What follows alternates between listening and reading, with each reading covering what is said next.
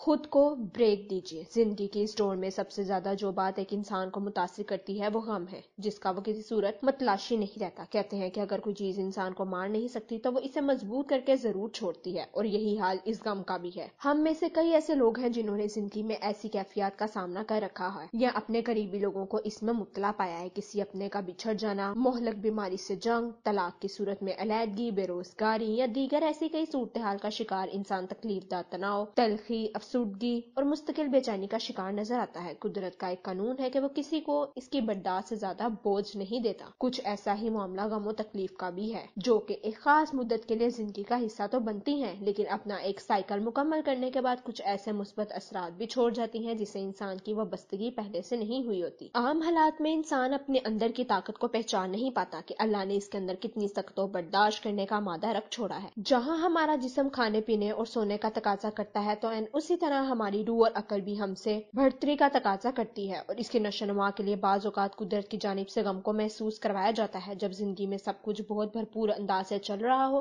تو اکثر ہم اپنی زندگی کے بارے میں سوال کرنا چھوڑ دیتے ہیں، لیکن اس کے برعکس مصائب یا غم کی حالت میں ہم اپنی ذہنی حالت پر غور کرتے ہیں اور چیزوں کو گہرے مشاہدے سے دیکھنا شروع کر دیتے ہیں۔ اگرچہ خوشی کا تجربہ ہمیں لامحدود کی حد سے جوڑتا ہے، تو وہیں غم ہمیں ہماری حد یہ یاد دلانے میں مددگار ثابت ہوتا ہے۔ حالیہ برسوں میں ماہرین نفسیات اس رجحان سے آگاہ ہو چکے ہیں جسے پوسٹ ٹرامیٹک گروتھ کہا جاتا ہے۔ اس اصطلاح کی ابتدا ماہر نفسیات نے کی تھی، جنہوں نے بہت سے لوگوں کا انٹرویو لیا جو سوگ، سنگین بیماری جیسے کینسر، طلاق یا ملازمت سے محروم ہونے کے ساتھ ساتھ قریب موت کے تجربات سے گزرے تھے۔ ابتدائی مراحل میں سب نے روح کی تاریخ رات کا تجربہ کیا، جس میں ان کے لیے زندگی کا ہر پہلو بے مقصد ہو گیا تھا۔ کسی کی تکلیف دہ واقعے پر مستقل طور پر سوچنا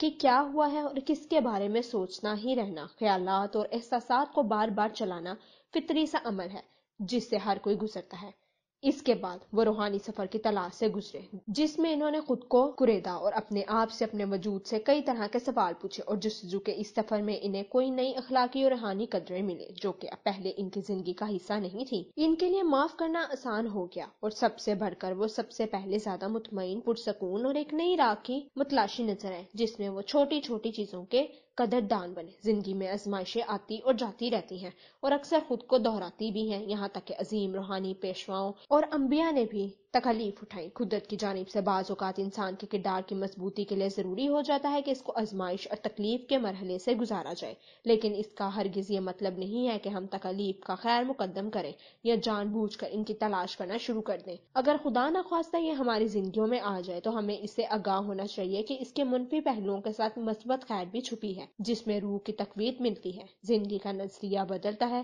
نئے مشاہدے جنم لیتے ہیں اور سب سے بڑھ کر جینے کا ایک نیا ڈھنگ پیدا ہوتا ہے۔